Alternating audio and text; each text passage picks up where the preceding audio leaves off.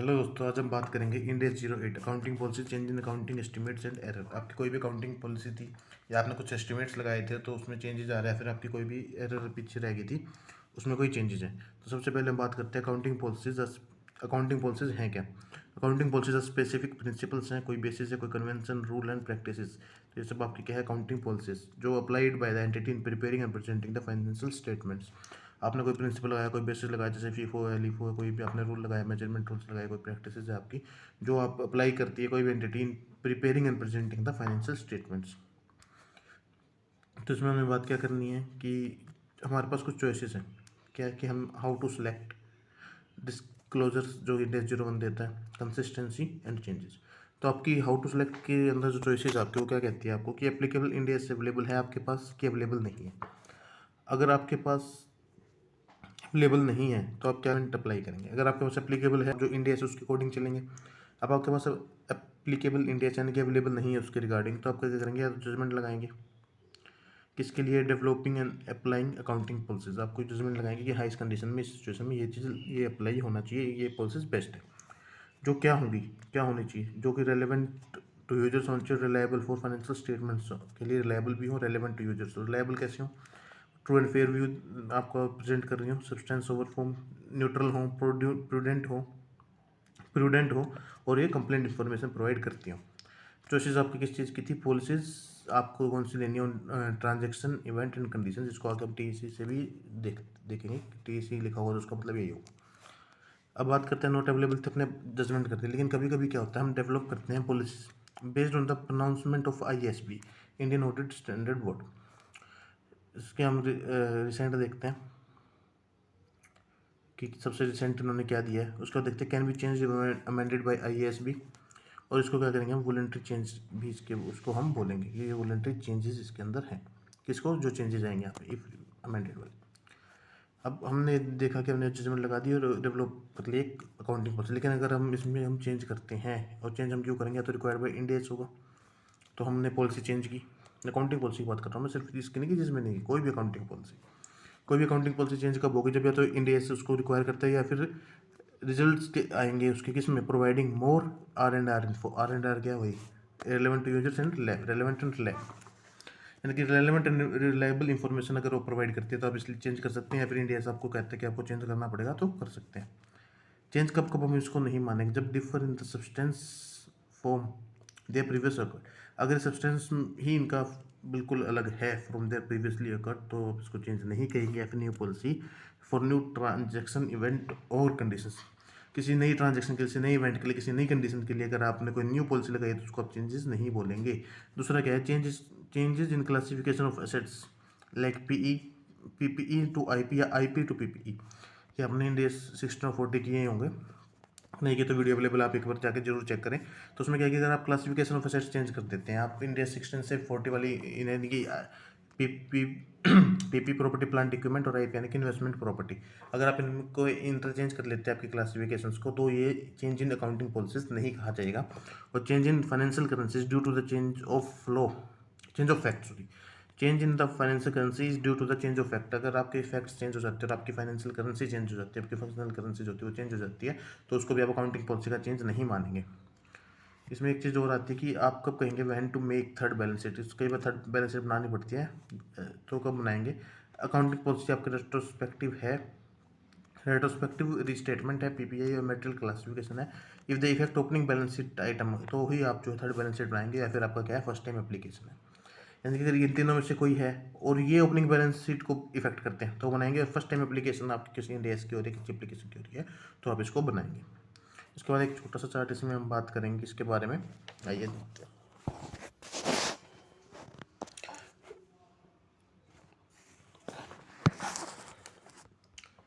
ठीक है, तो हम किसकी बात कर रहे हैं? First time revaluation of PPE।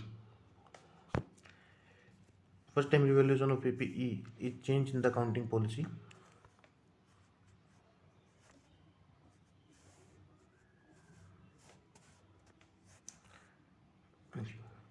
First time revaluation PP is change in the accounting policy, but do not do it retrospectively. आपने फर्स्ट टाइम रिवैल्यूएशन किया है किसी भी प्रॉपर्टी प्लांट इक्विपमेंट का, इंटेंजिबल एसेट्स का, तो वो भी अकाउंटिंग पॉलिसी है, but do not do it retrospectively. Subsequent change to cost model on retrospective basis should be voluntary. इसका क्या कहने का क्या मतलब, आप पहले कॉस्ट पे चला रहे थे, अब आपने इसको रिवैल्यूएशन मॉडल पे ले आए, तो आपकी अकाउंटिंग पॉलिसी का चेंज माना जाएगा, और जो सब्सिक्वेंट चेंज है उसको रेट्रोस्पेक्टिव बेसिस पे करेंगे, वो भी वॉलंटरी ही होगा। अब देखिए रीजन फॉर चेंज क्या हो सकता है, इंडिया की रिक्वायरमेंट थी, या फिर वही reliable and relevant information of transaction event conditions आपकी जो है आ रही है, तो इसके लिए है। और लेकिन इसके में भी आपको क्या करना है आगे, अब इसको बी कंसिस्टेंट, यानी कि हर बार आप चेंज करते एक साल हो। अब application of change in accounting policy, अब चेंज की एप्लीकेशन आप कैसे करेंगे। Initial application given by the Indians, क्या आपने दिया हुआ है, इंडियस ने दिया हुआ है, तो आप उसके अकॉर्डिंग करें। अगर initial application is not given, या फिर चेंज जो है वॉलंटरी है, तो आप क्या करेंगे, दो चीज़ें, या तो डू रेट्रोस्पेक्टिव एप्लीकेशन, आप रेट्रोस्पेक्टिव एप्लीकेशन करते हैं सारी। Amend opening balance of equity for earlier period and other comparative, आप पुराना ओपनिंग बैलेंस हर चेंज करते हैं, और आपको उसमें बैलेंस शीट भी देनी पड़ेगी, थर्ड बैलेंस शीट जो है ये। उसके बाद बात आती है जी लिमिटेशन की, अगर लिमिटेशन लगी हुई है और इफेक्टिबल can not become after all effort, आप नहीं कर पा रहे हैं, इम्प्रैक्टिकेबल है, आप नहीं कर पा रहे हैं रेट्रोस्पेक्टिव चेंज, तो अर्लीस्ट पीरियड पॉसिबल जहाँ से आप कर सकते हैं वहाँ का करें। और अर्लीस्ट पीरियड करंट पीरियड भी हो सकता है कि पिछले सालों का बिल्कुल ही नहीं कर सकते, तो आप इस पीरियड से तो कम करें। उसके बाद आते हैं जिसके डिस्क्लोजर्स, आप क्या देंगे, क्या इंडियस की वजह से है वॉलंटरी चेंज, अगर इंडियस की वजह से तो कौन सा इंडियस, उसका नाम पता है, फैक्ट ऑफ चेंज बताएं, नेचर ऑफ चेंज बताएं, ट्रांजिशनल प्रोविजन बताएं क्या दिया हुआ था, amount of change, effect of change, and वही इम्प्रैक्टिकेबल है। तो वॉलंटरी था, आपने रीजन ऑफ चेंज बताया, नेचर बताया, why change, amount, EPS, and why impracticable. Ind AS issued but not effective, disclose देते इंडियस आपका आ गया है, लेकिन ये तो उसका डिस्क्लोज देते कि अभी इफेक्टिव नहीं हुआ, फैक्ट बता दें, एस्टिमेट ऑफ इम्पैक्ट बता दें, नेम बता दें, nature of change and date of issue and effective, क्या कब से वो इफेक्टिव होगा, आप इस बारे में भी जानकारी दे दें। ठीक है, आइए अब आगे चलते हैं। ये आपका हो गया। इसके बाद आती है अकाउंटिंग एस्टिमेट्स। आप बात करते हैं अकाउंटिंग एस्टिमेट्स। अकाउंटिंग एस्टिमेट क्या है, आपकी फाइनेंशियल स्टेटमेंट्स में कोई ऐसी आइटम्स हैं जिसके बारे में आप क्या नहीं कर सकते, कुछ फाइनेंशियल स्टेटमेंट्स के आइटम जिनको मेजर नहीं किया जा सकता बट एस्टिमेट किया जा सकता है, बट एस्टिमेटेड, यहाँ पर आपका वर्ड है एस्टिमेटेड।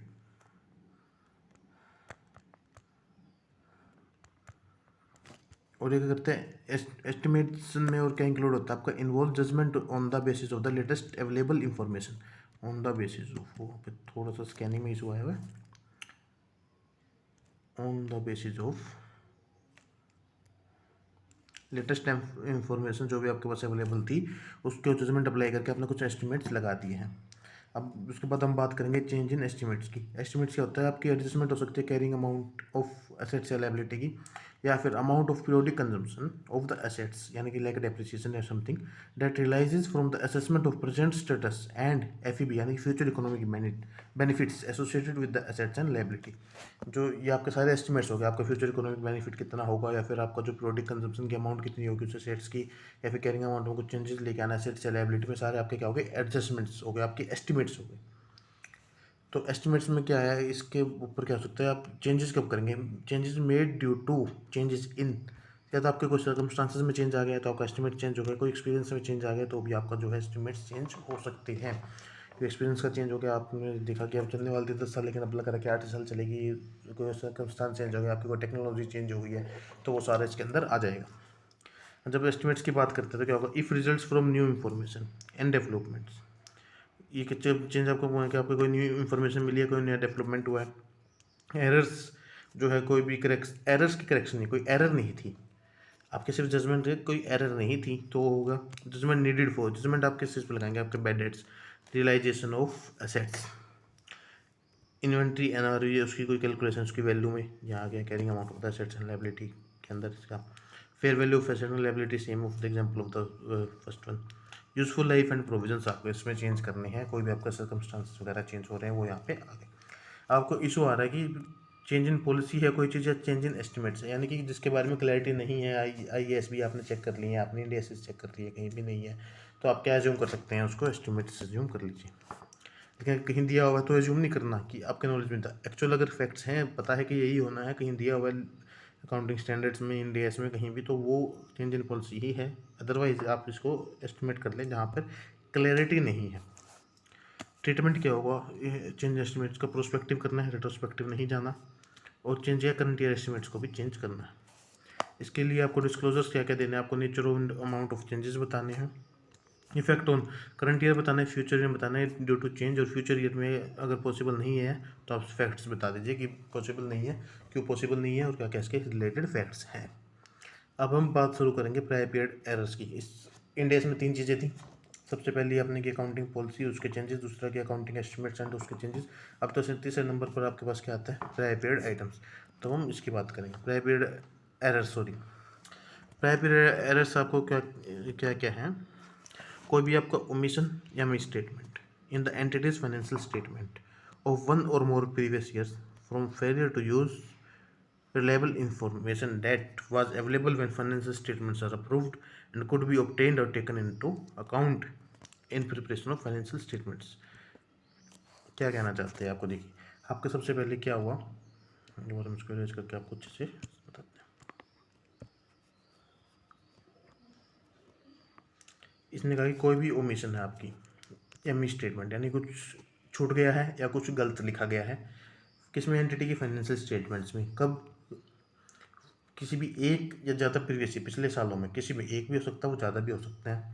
और ऐसा क्यों हुआ, क्योंकि हम फेल हुए फ्रॉम फेलियर टू यूज़ करने में रिलायबल इन्फॉर्मेशन, जो कि या तो अवेलेबल थी जब फाइनेंशियल इन्फॉर्मेशन अप्रूव हुए तब, या कुड हैव बीन ऑब्टेन्ड और taken into account for the preparation of financial statement, जो कि ऑब्टेन की जा सकती थी और यूज की जा सकती थी फाइनेंशियल स्टेटमेंट को बनाने में, कि फाइनेंशियल स्टेटमेंट को बनाने में यूज की जा सकती थी कुछ इन्फॉर्मेशन, लेकिन हम उनको जो है उन रिलायबल इन्फॉर्मेशन को यूज करने में फेल हो गई किसी भी साल में, एक में या ज़्यादा में।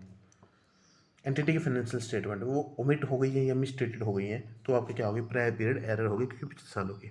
इसके अंदर आपका क्या क्या इंक्लूड होगा, इंक्लूड इसमें आपके करेंगे ये इंक्लूड मैथमेटिकल एरर्स, कोई कैलकुलेटिव मिस्टेक्स हैं, कोई रॉन्ग क्लासिफिकेशन आपने कर दिया, पीपीई को आईपी में कर दिया, आईपी को पीपीई में कर दिया, कुछ भी अकाउंटिंग पॉलिसीज आपने गलत लगा दी जो नहीं लगनी चाहिए थी, ओवरसाइट आपने कर दिया, miss interpretation of the facts and frauds को, फैक्ट्स एंड फ्रॉड्स आपके सामने आए, आपने उसको मिस इंटरप्रिटेट कर लिया था। अच्छा जी, अब यहाँ पे हमने कहा था मटेरियल, कि मटेरियलिटी के बारे में बात करेंगे। Material means that could effect economic decision of the users. Material means क्या होगा, जो आपके यूजर्स के इकोनॉमिक डिसीजंस को चेंज कर सकते हैं या अफेक्ट कर सके, एटलीस्ट वो होगा। ये आप क्या कब देखें, मटेरियल है कि नहीं, to be seen for IFR and IFS on the separate basis. Entry financial report और एनुअल फाइनेंशियल स्टेटमेंट्स के लिए आप अलग अलग देखेंगे, ये नहीं माने कि एक में देख लिया दूसरे के लिए भी वही होगा, ऐसा जरूरी नहीं है। और ये इमेटेरियल हो सकता है, AFS के लिए हो, बट मटेरियल हो सकता है IFR के लिए, तो ये वही बात होगी। Treatment, always do retrospective statement unless important, हमेशा इम्पोर्टेंट नहीं, यहाँ पे इम्प्रैक्टिकल, हाँ अगर प्रैक्टिकल नहीं है तो ही आप छोड़ें, वरना आप इसको हमेशा रेट्रोस्पेक्टिव लें। रिस्टेट करें प्रीवियस ईयर की कंपेरेटिव को भी रिस्टेट करें, और ओपनिंग बैलेंस शीट भी दें, यानी कि थर्ड बैलेंस शीट आप जरूर दें, क्योंकि ओपनिंग बैलेंस शीट यहाँ पे भी अफेक्ट हो रही हैं। और इसके रिगार्डिंग डिस्क्लोजर्स क्या क्या आप नेचर ऑफ एरर बताएं, करेक्शंस क्या क्या किए वो बताएं, EPS की क्या करेक्शन हुई वो बताएं, इम्प्रैक्टिकेबल था तो क्यों था वो बताएं, effect on the current year and previous years क्या क्या था वो आप बताएं। और इस तरह से हमारा इंडिया भी कंप्लीट हो जाता है। ठीक है, तो आप का वीडियो पसंद आई हो तो लाइक करें, सब्सक्राइब करें और बेल आइकन पर क्लिक करना ना भूलें, वीडियो को शेयर करना ना भूलें। आपके फीडबैक कमेंट्स में जरूर दें। लास्ट डे रिवीजन की ये सीरीज़ में अगली वीडियो जल्दी आएगी। चलिए मिलते हैं इसके बाद। Thank you, bye, Tata.